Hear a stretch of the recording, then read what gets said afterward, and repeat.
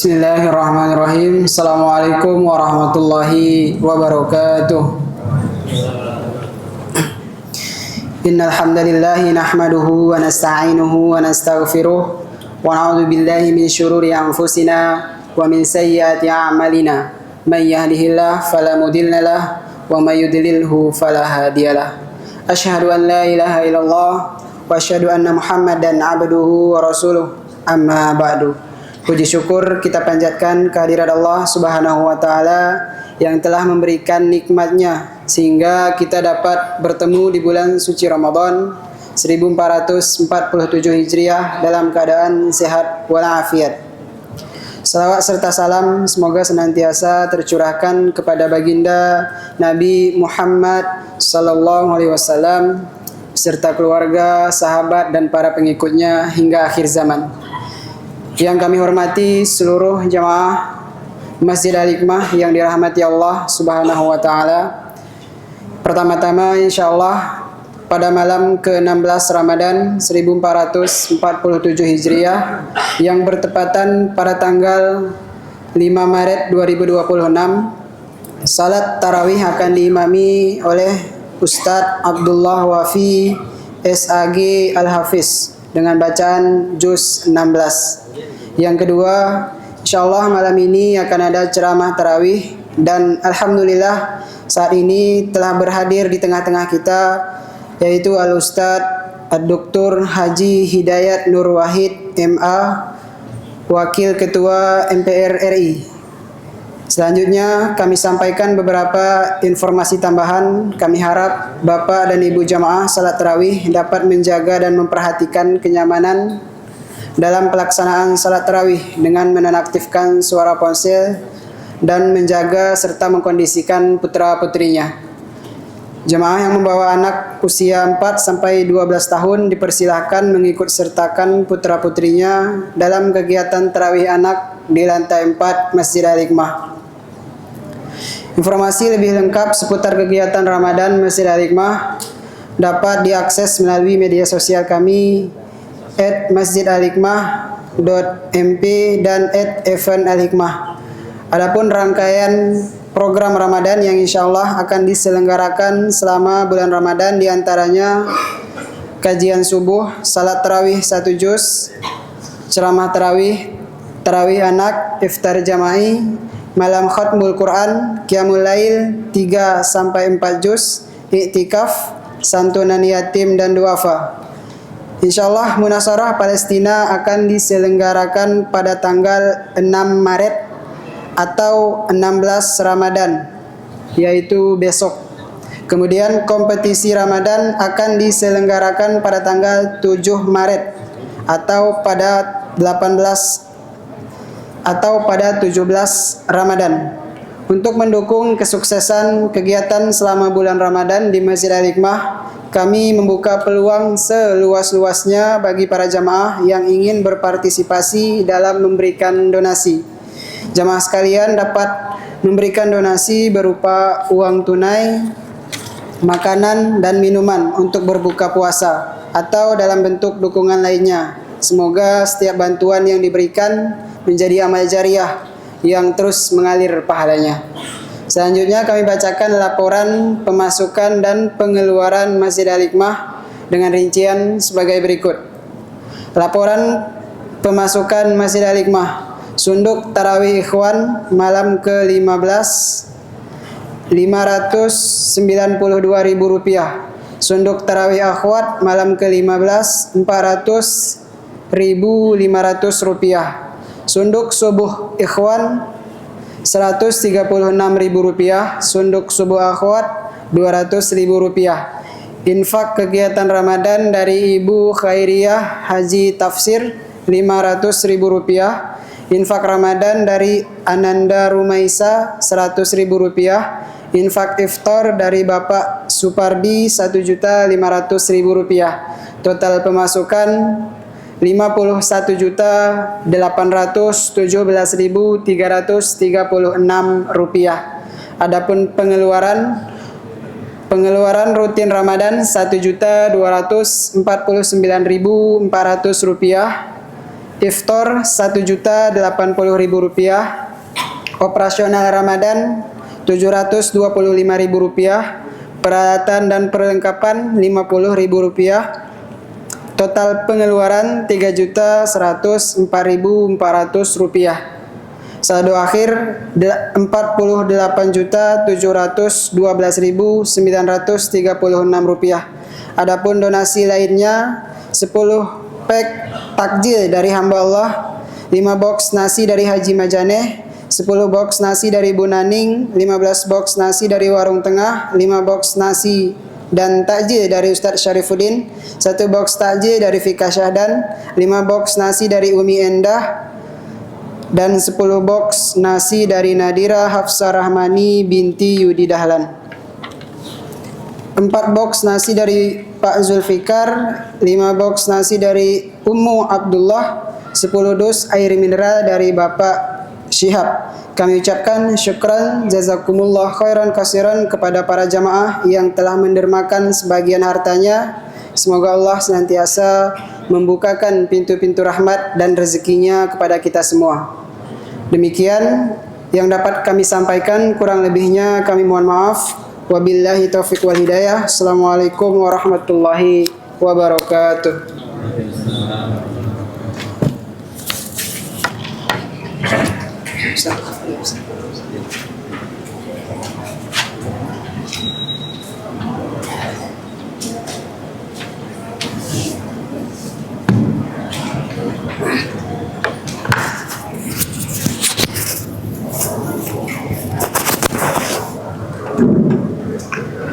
Bismillahirrahmanirrahim. Assalamualaikum warahmatullahi wabarakatuh. Alhamdulillahilladzi anzala ala abdil kitaba wa lam yaj'al lahu 'iwajan qayyima. Alhamdulillahilladzi arsala rasulahu bil huda wa dinil haqq yudhhiru 'ala dini kullihi wa kafa billahi shahida. Alhamdulillahilladzi Allah fa baina qulubina fasbahna bi ni'matihi ikhwana. Asyhadu an la ilaha illallah wahdahu la syarikalah wa asyhadu anna Muhammadan abduhu wa rasuluhu wa safihul ladzi la nabiyya ba'dah. Amma ba'd. Faqala Allah azza wa jalla fi kitabil aziz, a'udzu billahi minasyaitonir rajim. Bismillahirrahmanirrahim. Inna anzalnahu fi lailatul qadr wa ma adraka ma lailatul qadr. Lailatul qadri khairum min alfi syahr. Tanazzalul malaikatu warruhu fiha biidzni rabbihim min kulli amr. Salam ya hatta matla'il fajr. Sadaqal adzim wa sadaqa rasulun nabil karim alladzi qala fi ihda hadithihi al-mahiru bil qur'ani ma'a safaratil kiramil bararah walladzi yatata'u fihi lahu ajran. Sadaqal adzim wa sadaqa rasulun nabil karim wa nahnu ala dzalika minal syahidin wa minal mu'minin. Jamaah salat tarawih dan salat isya para saim-saimat di lingkungan Masjid Al-Hikmah dirahmati Allah SWT. Malam ini kalau hitungan Muhammadiyah udah malam ke-17. Di Saudi juga malam ke-17, di Al-Aqsa juga malam ke-17. Kita di Al-Hikmah dan saya juga malam ke-16. Kalau melihat bulannya sih kayaknya malam 17 ini. Apapun yang terpenting adalah bahwa berapapun tanggalnya, yang paling diutamakan adalah kita memaksimalkan karunia Allah yang bernama bulan Ramadan ini dengan Al-Qur'annya, untuk kemudian kita disegarkan kembali dengan hadirnya Al-Qur'an yang bukan hanya sebagai kitab terakhir, tapi kitab suci yang terbukti sudah dilaksanakan, dan ketika dilaksanakan secara sempurna terbukti menghadirkan apa yang menjadi idealita Al-Qur'an. Al-Qur'an mengidealkan untuk hadirnya kuntum khaira ummatin ukhrijat linnas ta'muruna bil ma'ruf wa tanhauna 'anil munkar. Hadirnya generasi terbaik, generasi yang terbaik, dan karenanya pastilah serba positif dalam konteks kemanusiaannya. Bukan kalau menjadi serba positif kemudian generasi itu menjadi generasi para malaikat, enggak. Tetap saja mereka adalah generasi yang terbaik, khaira ummah, Tapi dalam keterbaikan itu menghadirkan sisi-sisi manusiawinya. Ada yang lupa, ada yang marah, ada yang salah, ada yang miskin, ada yang kaya, ada yang laki-laki, ada yang perempuan. Semua sifat kemanusiaan itu ada, tetapi tersibuk dengan Al-Quran bisa menjadi yang terbaik. Dalam konteks itu juga keterbaikan itu ternyata bukan hadir dalam satu jenis masyarakat manusia, Muslim saja misalnya, atau mukmin saja misalnya. Jadi semua masyarakat mukmin misalnya, enggak. Justru dalam konteks masyarakat Madinah, masyarakat yang Rasulullah hijrah ke tempat itu dan kemudian menghadirkan realita terbaik daripada masyarakatnya Rasulullah, adalah masyarakat yang justru di awalnya itu dipandu dengan surah Al-Baqarah. Dan surah Al-Baqarah itu di ayat-ayat pertamanya justru menjelaskan tentang komposisi masyarakat Madinah yang beragam-ragam.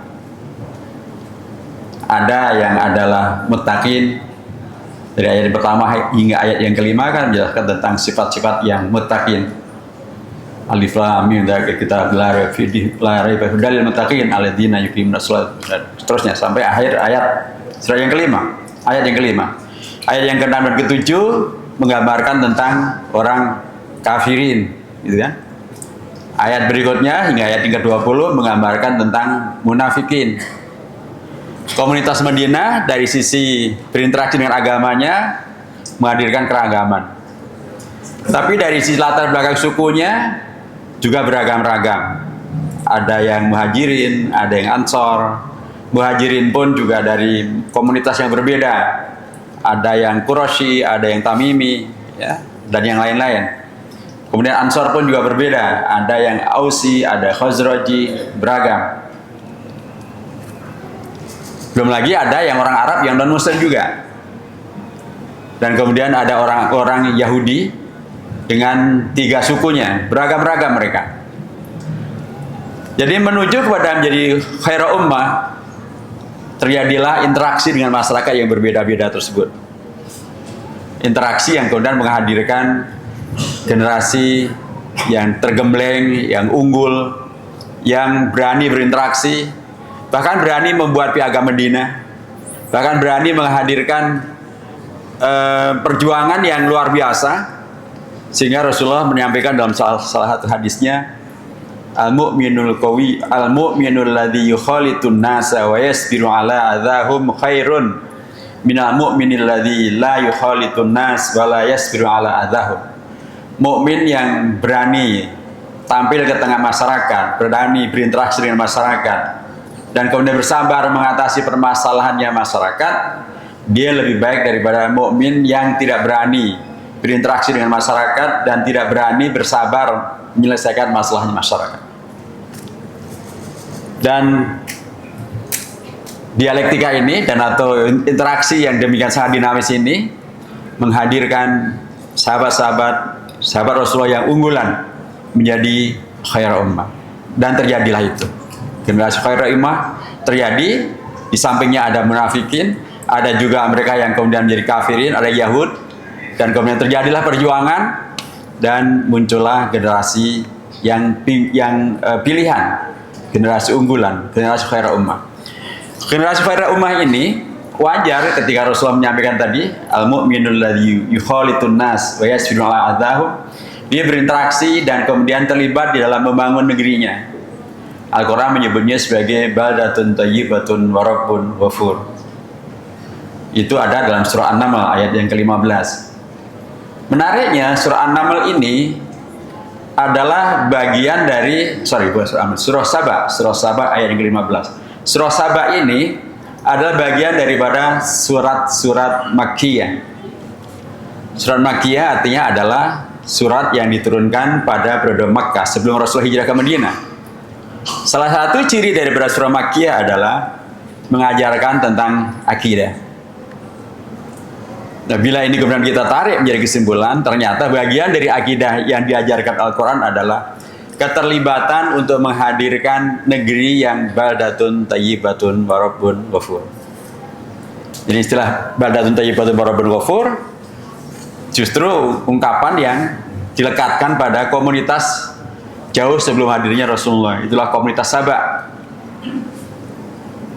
Komunitas ini menghadirkan sebutan kategori baldatun tayyibatun warabbun ghafur yang diturunkan pada periode Makkiyah, periode Makkah, yang artinya adalah bagian daripada ajaran akidah.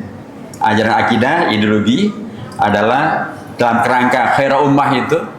Jadi wajarnya memang khairul ummah itu yang yasbiru ala adahum yukhalitun nas yasbiru ala adahum itu yang terlibat di tengah masyarakatnya, membangun negerinya, membangun kawasannya. Membangun artinya memang memperbaiki, bukan menghancurkan, bukan membiarkannya hancur. Khairul ummah tadi itu adalah, untuk khairul ummah tadi itu adalah yang ya'muruna bil ma'ruf wa yanhauna 'anil munkar. Bukan ya'muruna bil munkar wa yanhauna 'anil ma'ruf, atau membiarkan yang mungkar dan kemudian tidak melaksanakan yang ma'ruf. Ketika amar ma'ruf nahi munkar dilaksanakan, itulah pilar besar terjadinya interaksi mewujudkan apa yang kemudian Al-Quran menyebutnya sebagai baldatun tayyibatun warabbun ghafur. Generasi ini wajar bila kemudian risalahnya adalah wa ma arsalnaka illa rahmatan lil alamin. Dan itu terbukti dari lebih dari 115.000 sahabat Rasulullah yang hadir bersama dengan beliau pada waktu Haji Wada, yang dimakamkan di Baqi', di Madinah maupun di Ma'la, di Mekah, itu tidak lebih dari 10.000 sahabat. Artinya lebih dari 100.000 para sahabat itu menyebar ke berbagai penjuru dunia, menghadirkan rahmatan lil alamin. Dakwah yang kemudian menyebar, meluas kemana-mana, sampailah ke Indonesia. Kalau merujuk pada prasasti yang ada di kota Barus di Sumatera Utara, itu ternyata Islam sudah sampai ke Sumatera Utara, ke Indonesia pada tahun ke-48 Hijriah. Artinya pada masa Khalifah Muawiyah bin Abi Sufyan. Artinya masih pada masa para sahabat. Jadi di sana, di Barus itu ada permakaman kuno yang ada nisannya, bertuliskan bahasa Arab, yang menandakan bahwa bahwa ada nisan, ada tulisan bahasa Arab, itu menandakan yang disebut di situ adalah Muslim. Dan ada tulisan wafat tahun 48 Hijriah. Dan inilah yang zaman Pak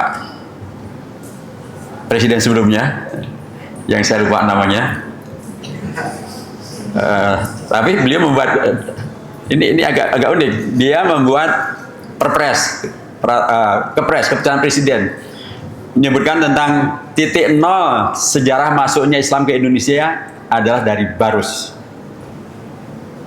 bukan dari Aceh. Karena dari Aceh memang nanti adanya informasi yang ada di Aceh itu dimulai tahun 255 Hijriah dengan adanya kerajaan Islam pertama di Aceh, di Samudra Pasai 255 Hijriah. Sementara ini tahun 48 Hijriah. Jadi disebutkan bahwa titik nol penyebaran Islam di Indonesia dimulai dari Barus dengan ditemukannya pemakaman kuno di Barus. Ini banyak cerita tentang Barus. Hasil saya mengatakan bahwa rahmatul alamin itu dipraktekkan betul oleh sahabat-sahabat Rasulullah. Jadi jadi salah satu tolak ukurnya tadi, jumlah sahabat yang hadir dalam Haji Wada bersama dengan Rasulullah itu sedikit lebih dari 115.000 sahabat. Sementara yang dimakamkan tidak lebih dari 15.000, hanya sekitar 10.000. Itu artinya lebih dari 100.000 menyebar ke seluruh dunia, menghadirkan penyebaran Islam. Jadilah termasuk ke Indonesia menjadi rahmatul alamin, dan kita sekarang di Bangka di sini di Masjid Al-Hikmah, bagian daripada yang mendapatkan rahmatul alamin itu. Yang dirahmati Allah Subhanahu wa taala, dengan pendekatan ini maka hadirnya Al-Qur'an dengan sesungguhnya adalah karunia besar yang menjadi interupsi terhadap beragam hal yang mungkin kalau diukur pada waktu itu kondisinya sepertinya mustahil akan bisa terjadi perubahan. Bagaimana kekuatan ekonomi dipegang oleh orang Yahudi, orang musyrikin Quraisy, bagaimana kekuatan militer mereka juga yang pegang, bagaimana mereka sepanjang waktu sudah melakukan hegemoni yang demikian dahsyat baik di Yastrib, di Medina orang-orang Yahudi maupun di Mekah orang-orang Quraisy. Tapi ternyata dengan hadirnya Al-Quran muncullah sebuah peradaban baru, sebuah generasi baru yang kemudian bisa menghadirkan perubahan. Dan dalam konteks Al-Quran itu bukan sekedar informasi, itu juga sekaligus adalah sebuah ideologi, sebuah akidah. Dulu itu semuanya bisa dilaksanakan, dan Al-Quran ketika dia kemudian menjadi ajaran kitab suci yang terakhir, dia pastilah kemudian menjadi sesuatu yang relevan dan tetap wajar untuk kemudian bisa diwujudkan kembali. Termasuk bila hari-hari ini dan kita memperingati Nuzul Quran, kita akan bertemu dengan salah satu daripada surah yang dipentingkan dalam konteks Al-Quran. Semua penting tentu saja. Di salah satu yang fenomenal yang untuk hal ini penting untuk kita cermati adalah terkait dengan surah Al-Isra. Karena surah ini juga disebut dengan surah Bani Israel. Surah ini termasuk surah Makkiyah. Lagi-lagi tentang akidah, informasi yang menghadirkan ideologi yang sangat kuat. Dimulai dari ayat yang pertamanya, Subhanalladzi asra bi 'abdihi lailan minal masjidil haram ilal masjidil aqsa alladzi barakna haulahu linuriyahu min ayatina innahu huwas-sami'ul basir. Barakna haulahu. Ini adalah ayat yang memberikan kepada kita satu kesempatan yang luar biasa untuk meraih keberkahan. Karena dalam tafsirnya para mufassirin, mu'asirin, dan berdasarkan pada pengalaman real terkait dengan masalah keberkahan terkait dengan Masjidil Aqsa, ternyata bukan hanya keberkahan itu didapat terkait dengan keberkahan lokasi, geografis, tapi keberkahan juga bisa didapat oleh mereka-mereka yang berada di sekitar problema Masjidil Aqsa, di sekitar permasalahan Masjidil Aqsa, di sekitar nasibnya Masjidil Aqsa. Kita mengetahui bagaimana Salahuddin Al-Ayyubi bukan orang yang datang dari sekitar Masjidil Aqsa secara geografis. Beliau datang dari tempat yang jauh. Ada dua informasi, apakah beliau dari Kurdi, itu pun juga jauh tempatnya dari secara geografis, dari Al-Quds, dari Yerusalem, atau beliau datang dari Mesir. Lagi-lagi itu juga bukan haula secara geografis.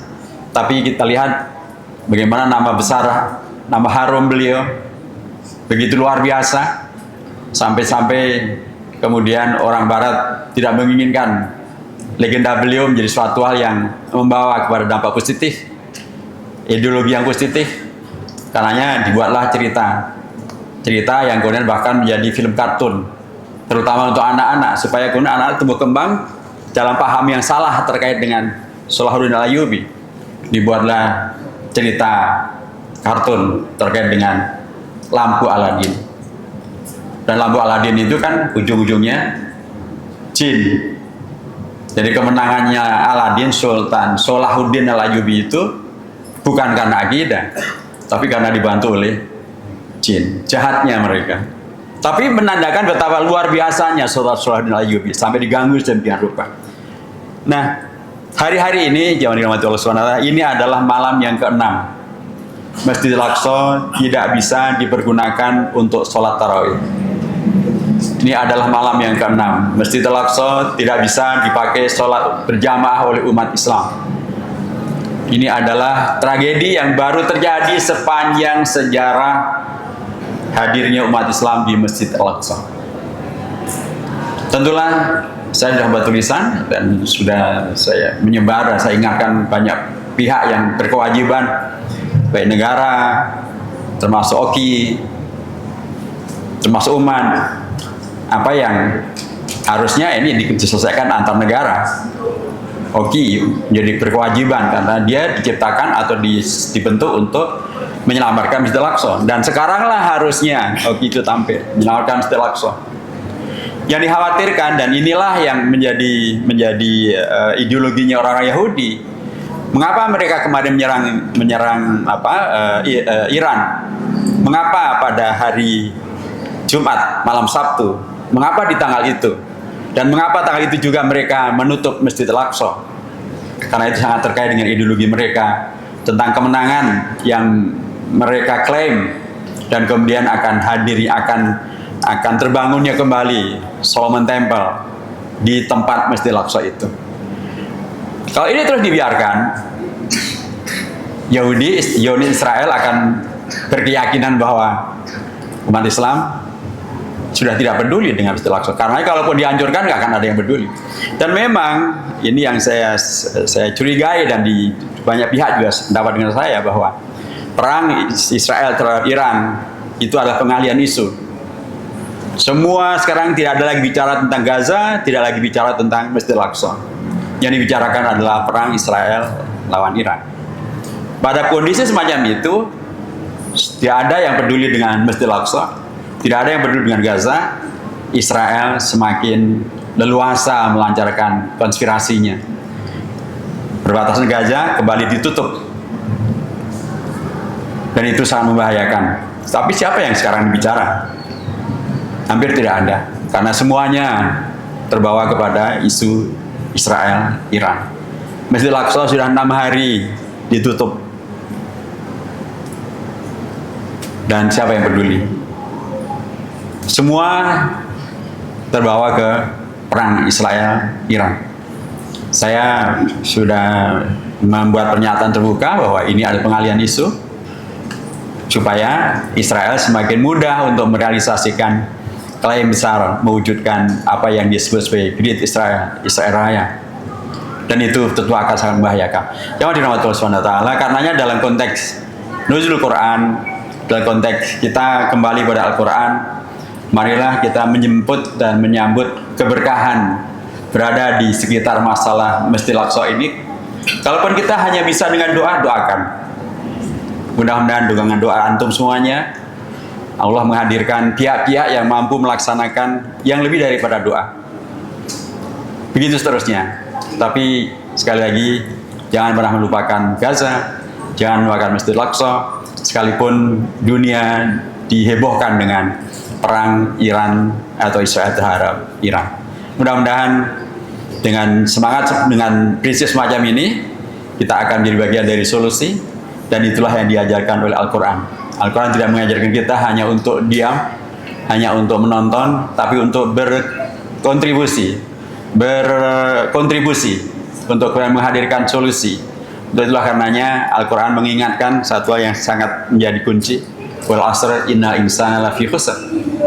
Allah tidak menghendaki kita menjadi merugi. Karenanya kita diperintahkan untuk, dan Rasulullah dan para sahabat menjadi contoh tentang merubah potensi merugi, potensi kalah, potensi tidak konstruktif menjadi potensi yang berhasil, yang konstruktif, yang membawa kepada manfaat. Langsung dari inna insana lafi khusr, Allah langsung mengkoreksi dengan illal ladzina amanu wa amilus sholihat wa tawassaw bil haqq wa tawassaw bis sabr. Taqabbalallahu siyamakum wa qiyamakum wa jami'a sholihati a'malikum. Wassalamualaikum warahmatullahi wabarakatuh.